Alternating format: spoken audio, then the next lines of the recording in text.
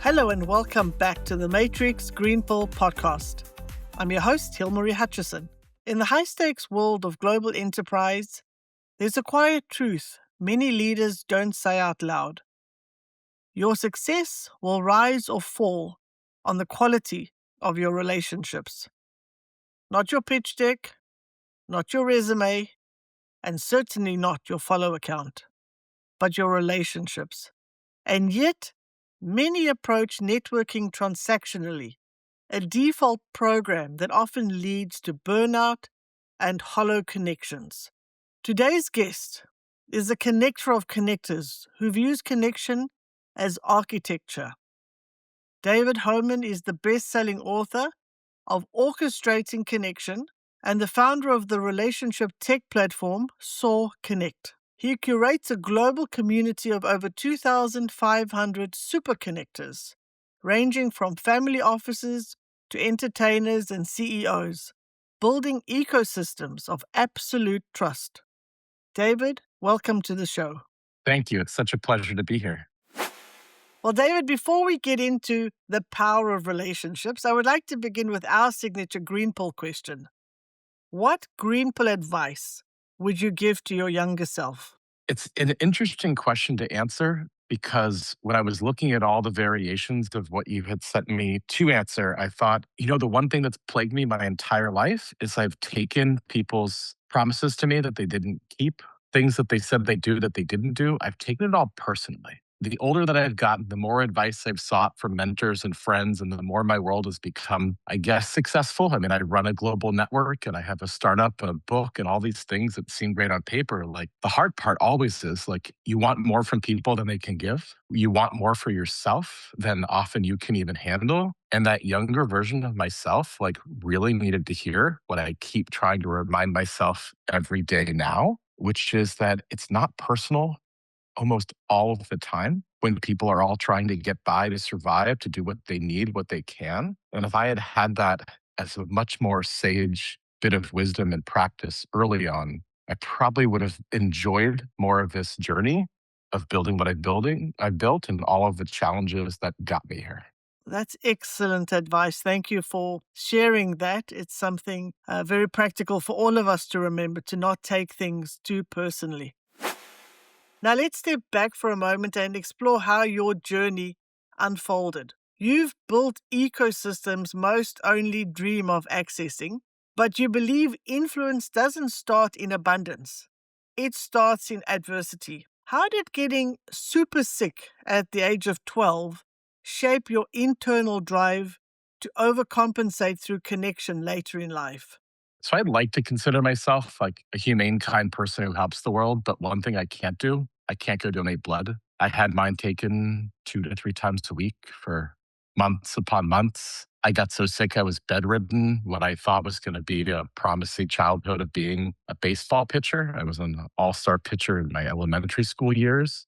And it all stopped the day I got sick. I blacked out on a field. And my beginning of sixth grade, which is what my older kid Eva is now going through, for her, it's been magical and great.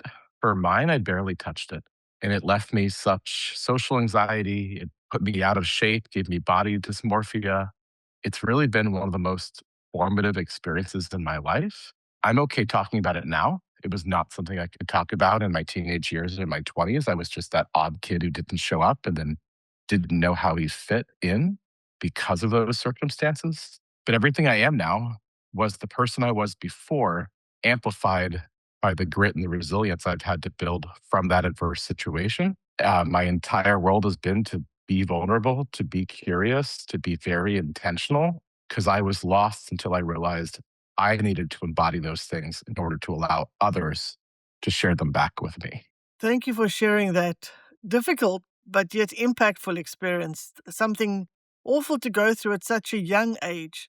But it also reminds us that character isn't built in times of ease, but in times of adversity, as it did for you. I just want to say with that, everyone says they learn from their mistakes. Everyone says that, the only way we really improve is to face challenges. I think the most important thing to point out is like I had to go through a journey where I had to stop acting like I was a victim or a martyr. like what happened to me wasn't fair to me. That was an excuse for how I acted towards others or what didn't happen in my life. I experienced panic attacks and anxiety in my 20s for that exact reason until I realized I was doing it to draw attention to myself. And when I finally overcame that, and I was 26 at that point, my life drastically changed for the better in terms of a global CEO position, more opportunity, but a huge amount of it was I stopped acting, Hilmarie, like the world was out to get me, taking it personally, as per my first comment. And I started to understand that everyone has something that they have gone through, most of us afraid to share it,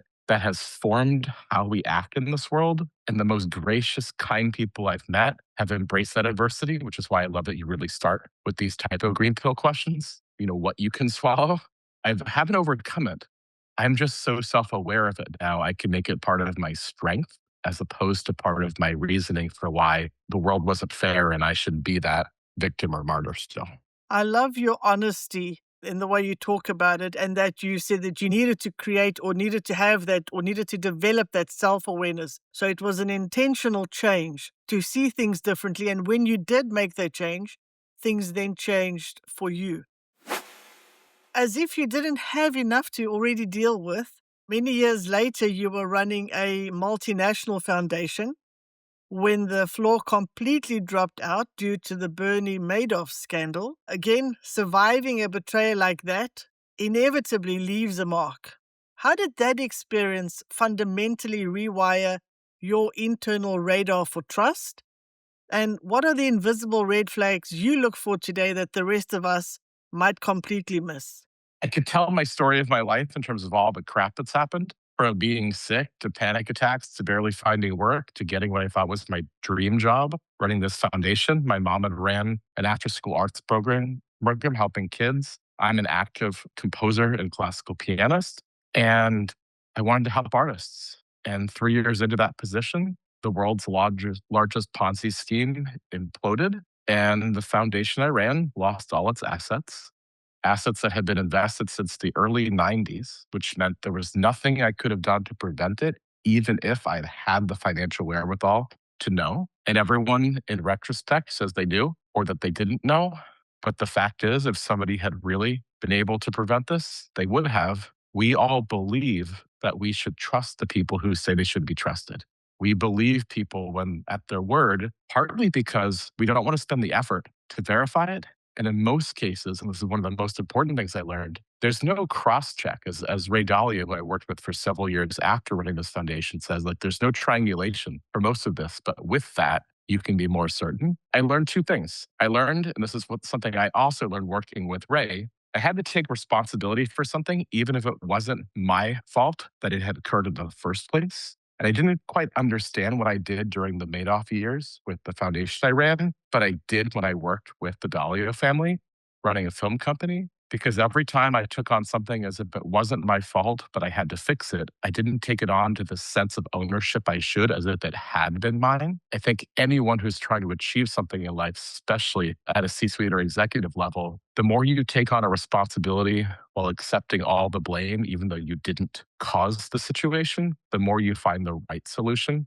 not the one most convenient to you. The other thing I learned, and this is where you get to those red flags, I learned to not take people at their word. I learned to only judge based on action. Everyone told me in the world I was networking in, they'd help me, they'd donate. Somebody with a beautiful penthouse apartment on Fifth Avenue or Central Park West would send me $180 when I knew that their home cost tens of millions. I started to network differently. I got outside my comfort zone into communities that had nothing to do with arts and culture. I started to help people without an expectation of return. And I did it from a place where there was no abundance. My job could have ended within every 3 months. I had taken a massive pay cut in salary. I was not getting the support I need, but I leaned in to help other people. That eventually became what Orchestrated Connecting, my private global community, is, because I helped people that I was the most drawn to. They were the people who, with almost no exceptions, had experienced adversity in their past, had overcome it, were natural givers who did what they said. And there were all these different worlds in the world I was in. But from building chains and ripple effects of supporting those people, Within 2 years post Ponzi scheme, 85% of the donations coming to this charity were from my network. I was the majority fundraiser in the entire organization. I rebuilt the board, I rebuilt the chapters, I rebuilt a lot of the endowments. And I did it from networking differently, not transactionally, but I built it first by networking to support others as opposed to have something equally given back to me. And 5 years from the tragedy of that Ponzi scheme, I realized I should build orchestrated connecting, which is everything that I now do today. Excellent insights. I like in the beginning how you said that we need to take responsibility, and that sense of ownership is what helps to then find better solutions, and also not to judge based on words, but based on action. Congratulations on your book, Orchestrating Connection. I know in your book it challenges the default program of networking.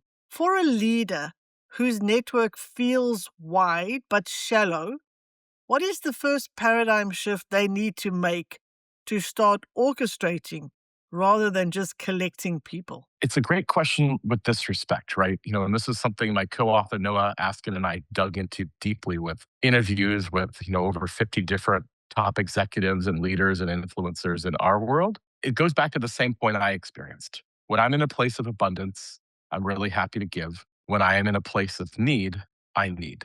And most CEOs, when they're in places of abundance, are really feeling on top of the world. But when they realize that world is crumbling, whether it's a fundraising challenge, a sales challenge, a product issue, a global war that could become World War III, whatever it might be, there's a difference of who you can get on the phone when you need them versus who you can get on the phone when you can give something to them. And I think most executives and leaders fail to understand how much of their time they should put into maintaining relationships as opposed to just on a surface level keeping them. And this is the case in point for me. I sat at a major family office conference a few weeks ago in Los Angeles with some notable billionaires, like no names on this planet. One woman's, kids had created some of the biggest tech on this planet. And I asked them what they needed. And these two people paused and they looked at me as if it was a question they hadn't heard in years. And then a friend who was with me at this table said, David does what he says. And they looked at me like I was some strange beast because I was offering people help who are asked for help by other people all the time. And this is something that these CEOs often feel. They're always being asked. But the question is, how often do they offer or do they ask simply to help without an expectation of return? This is how relationships are built and maintained. You can build trust that can last a generation if you simply help somebody with something they can't do themselves by building trust enough to give them the courage to ask. It reminds me of that saying, the measure of the man is, or look to the person who gives to those who can do nothing for them, something along those lines. I would say it should have been the measure of the woman because women are more natural givers than men. They are more harder pressed to ask for themselves than men in the current world that is much more patriarchal than maternal. But most of my work has been based on the study of nature, study of the divine feminine, the strength of overlapping circles versus a bunch of ivory towers. And when you can strengthen bonds asked to ask, not only can you match them, which is what my community as a whole, not just me, does excellently, but what you can really do is you can build not just these bonds, but these chain link fences of trust that when you are in a position of need, you have and this is part of the title of the book, you have a purposeful and intentional community behind you. It takes a lot of action to get there, but everyone's network can be transformed into this. I absolutely love what you're saying because that is something I've always struggled with. I'm always ready to give when someone asks, but I find it really difficult to ask for help, even when I do really need it.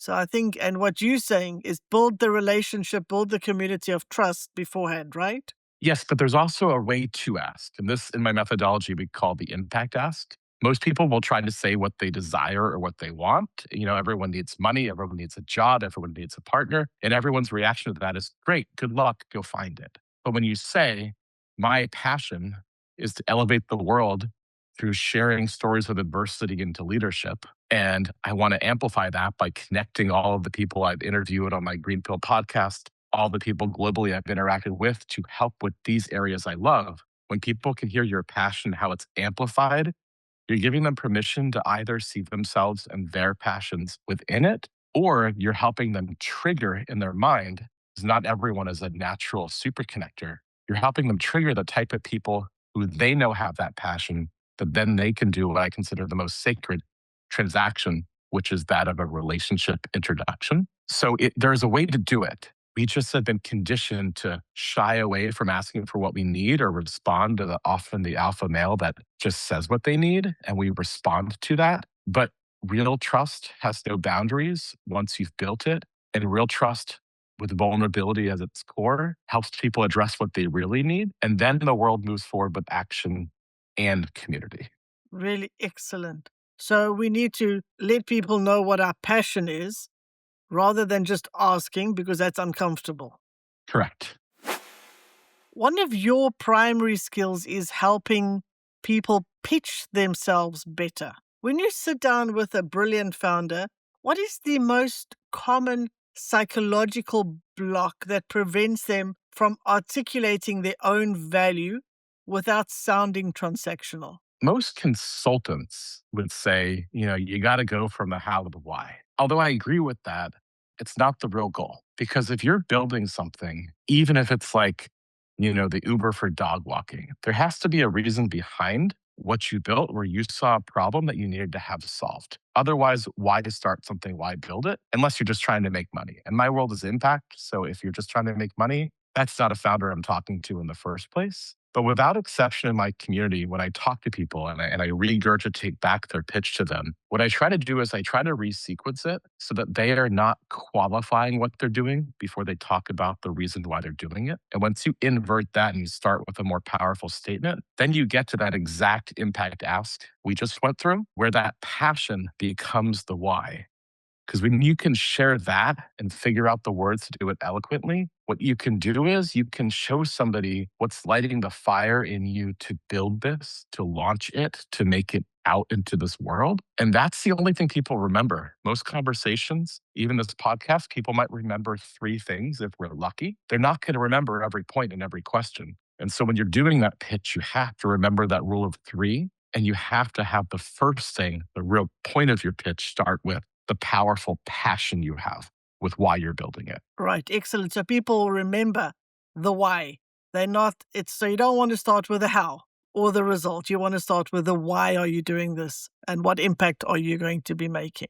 And the joke always is, if my mother was talking to your mother across the kitchen table, could they explain what we do? Because you have to have it in such a simple way that somebody who is not you could advocate for you and go, hey, that guy who's the composer connector is passionate about intentional community. He's building a systems level tech to change this, and he wrote a book about it. And that might be all somebody describes through listening to us now. So the skill is that enough to then spark more interest for somebody who hasn't heard this podcast to listen to it because of how somebody else described it. You've mentioned your platform. You launched Soar Connect because existing tools were broken.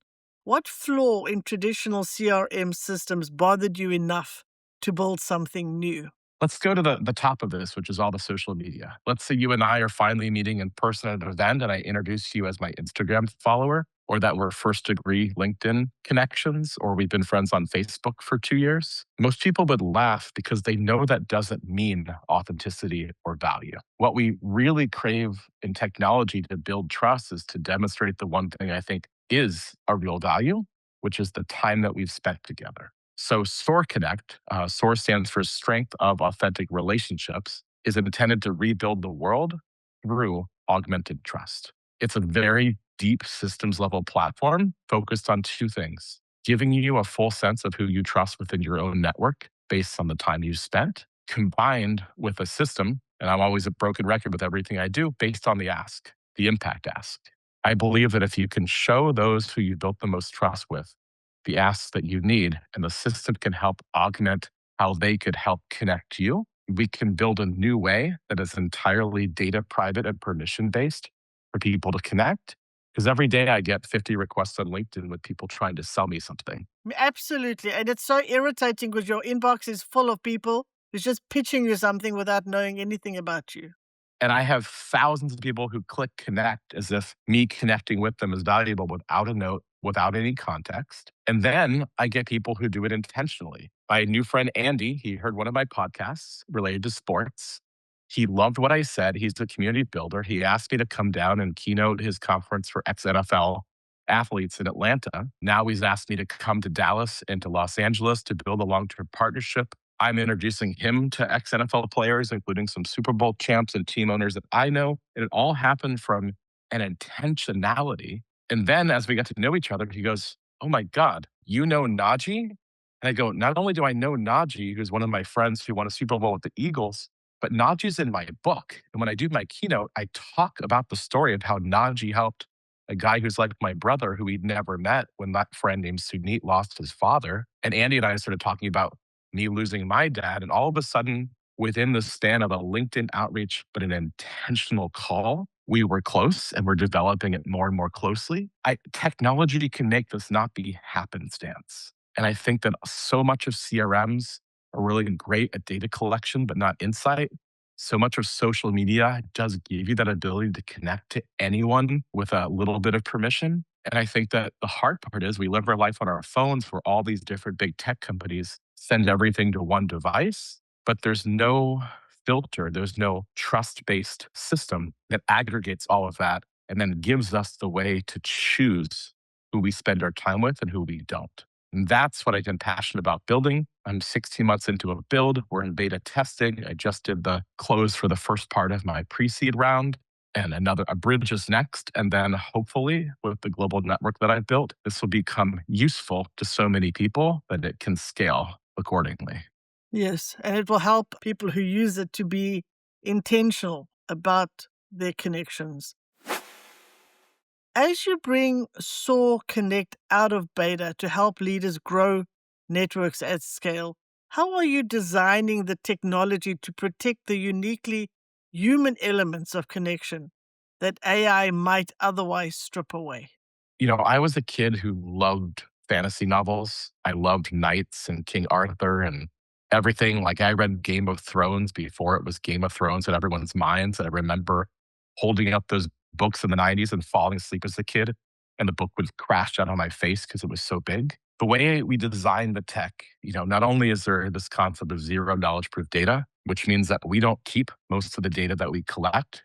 We interpret it and share it back to the user. But every single user, it's like they have a castle with three moats. And no one knows who's in your castle, who's in your network, what you know about them, who you trust the most based on our source score, which is the trust-based score. Everything is based on an ask, and the augmentation, the AI, the agentics coming into this, helping suggest to a user if they can help somebody else's ask, or if somebody in their network can help them with their ask. And everything, Hilmarie, is permission based. If you're using the system in a half year when it's all launched and ready, you never get to see who I know. I never get to see who you know. But given the breadth and depth of the people you've interviewed on this podcast, that's Googleable. That's literally sitting there, everyone who's spent time with you, like me. An LLM can figure that out. But unless the system knows that you and I have built trust and have access to each other, it wouldn't suggest people that I need to meet for something I'm asking. It would be your choice to get their opt-in. It would be their choice to opt in back. And once you have those three gated permissions, you hearing my ask, your friend answering that ask, and then coming back to me from us, the first one being connecting with each other, I believe that we can change the way that this connection works ethically, because I don't do cold calls. I get a warm intro to everyone I can. And when they don't respond back through an ask of a friend, I don't contact them. When I get a warm intro, I have 100% success rate of getting a call because people know that their reputation is on the line to take the call, and the person making the intro's reputation is on the line. And when you can gamify that to make it valuable for people making that choice, and I know I'm giving everyone here, including you, a lot, you change the way people look at connection, which isn't a quick connect on LinkedIn or a follower. It's not a spam email. It's intentional, purposeful, and based on a need that somebody felt comfortable sharing with their network. It sounds like an amazing platform. I love how you're creating the moats to protect people's privacy.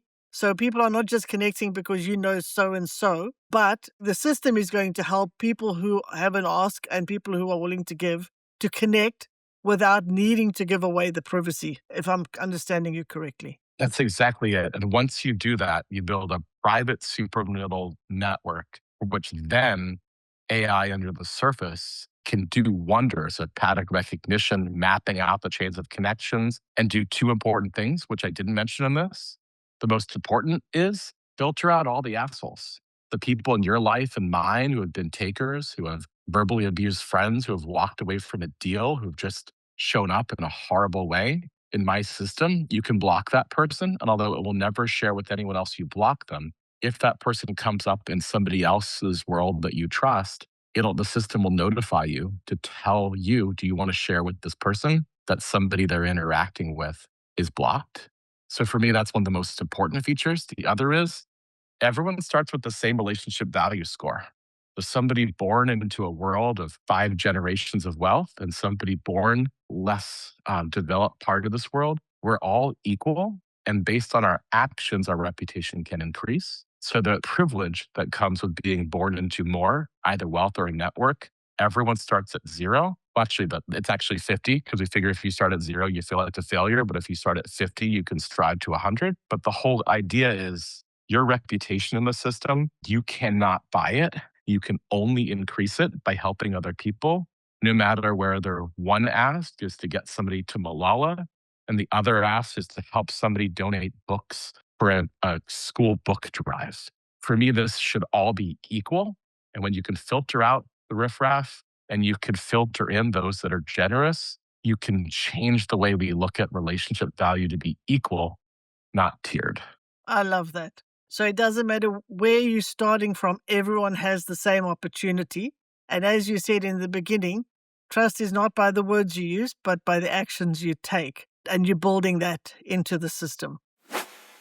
David, let's bridge the gap between high level vision and grounded execution. We call this the Monday move. You manage thousands of high stakes, deeply personal relationships. What did you do this past Monday at 9 a.m. to move the needle on a specific connection or to protect your own mental energy from the emotional load of being a superconnector? I don't want the networking theory, I want the ground level protocol. So the truth is, at 9 a.m. on Monday, I did absolutely nothing because it was my son Max's ninth birthday. And we were a little jet lagged from LA, where we were for the prior week. So I took him out for French toast. And he had a beautiful time dipping French toast in over easy eggs, which I taught him was one of my favorite things. But a few hours earlier, a good friend of mine named Andy Walsh had been on his podcast called Startup Decoded. He's been really into this world of doing live podcasts, building community, and integrating music. So I connected him with a friend who's an incredible musician, composer, violist, and another friend who I had connected them to, who is insanely focused on helping those who serve us, military, first responders, police, everyone on this planet who keeps our world safe and keeps us healthy and strong. From connecting Vince and Kristen and Andy, we're going to work towards an event together in New York, combining the world of music, service, and technology all into one. And that is a normal day for me. Christian is an award-winning violist. Vince is a very well-established leader, thought provider, a wealth manager, and philanthropist. And Andy is a big-time exited startup founder with a top 1% performing podcast. And to me, these are my friends. And they didn't know each other till I introduced them. By introducing them, there will be something positive that comes out of it. This is what I do every single day. It was technically my 6 a.m. as opposed to my 9 a.m. because I knew we were going to have French toast when my kids got up. Well, I think having French toast with your child is a fantastic way to start the day. I think that is an excellent reset. But again, you did what you're preaching and you took action to make these connections, building synergy between people. Looking back at the moments that shape our paths, we all make thousands of decisions, but only a few decisions truly shape our journey. Now, you've already shared quite a few with us, but I'd love you to tell us about a time you had to make a difficult decision to walk away from a highly lucrative or prestigious partnership because it violated your core principle. What did that decision cost you in the short term, and what did it gain you in the long run? It's so interesting to have to answer this because I really only quit one thing in my life. it taught me how to do it, to do what I needed for myself for that greater vision. So when I was 22 years old, I was working for this. It was an amazing music school. I was running their after school arts program, which is what my mom had done that I had done with her since I was 8. It wasn't the right match. Financially, it was leaving me in the hole. My commute there, the cost of living in New York and working in this case in New Jersey just left me with a really challenged financial situation. I was doing more work than I was being paid for. And although I didn't have another job at the time, I told them at the end of the season where they didn't need me, but I had to leave. I did it respectfully. They asked me back for every year to help with part of their programs for the next 3 years. And I was set adrift. I didn't have all the work that I wanted. This had given me stability, but I made that choice. And when Madoff happened and I was running this foundation, like I got it back to stability. And like I was being blamed for everything that happened. And what I kept saying to people is, you cannot blame me for everything that happened and then not give me credit for everything I did, choosing not to walk away. And when I finally did, it was with an opportunity that I thought again was a golden one, running this film company. But COVID killed Hollywood, and my friends in the Dahlia family lost their oldest son in a really tragic accident. And I was moved to an advisor. We parted ways. And that in my mid 40s gave me the courage to finally do what I should have done in my early 20s than my mid 20s, which was to build what I've always wanted to build. And it took me such a long time to get there because I was afraid to own my power and to do what everyone thought I was doing all along. Because since day one, even since I was a 13-year-old kid, I've never fit in anywhere because I fit in everywhere. I've always executed and done everything I say I'm going to do. I build authentic value and trust with people by showing up for them and remembering what they need and then acting on it. And I've now built this into what is seemingly success, but it all comes from a moment where I realized that somebody wasn't valuing me the way I needed to see my value. I spent a long time after that getting to the point where I really could own the value other people already saw. I love that you made that decision, but also liked how you mentioned in there that you told them respectfully that this was not the path for you. So you handled it in a nice way, but you made that decision for yourself. Now we've come to the segment of our show where I will ask you some rapid fire questions, our version of a game show. Are you ready? Oh, I'm ready. What is the absolute worst piece of networking advice people still give? Give somebody your contact information before you get to know them. I will look people in the eye and say, would you like to connect with me? I would like to do a call in the next 2 weeks. And if somebody doesn't intentionally respond back, I do not give them my info. And that stops me from wasting hundreds of hours on people that didn't actually want to connect. Excellent. If your leadership style was a musical instrument, what would it be? I'm going to have to say piano, two hands operating differently, but also in sync and being able to hit every note of what in Western music we view as harmony. It would be a piano. One habit that compounds your relational capital daily. I respond to everyone in the beginning of my day so I can always get to them quick as I can, a response back so that they then have time to get back to me before I run out of time to get their response. What is one book, other than your own, that you gift the most? You know, the most important one for me is actually a novel by Kurt Vonnegut called Galapagos. And he's one of the most important, absurd sci-fi authors who ever lived on this planet. He also wrote Slaughterhouse-Five, for which he's most known for. But Galapagos is about the end of the world and how a bunch of random people fortuitously end up in the Galapagos Islands and rebuild mankind as amphibious. And it's just this idea that we have no control of what happens, and some things that happen that are tragic and or mysterious end up becoming beautiful or part of our salvation later. And it's always given me, and I reread this almost every year, a whole different perspective on the absurdity of this world. What is one global cause you wish more family offices would pay attention to right now?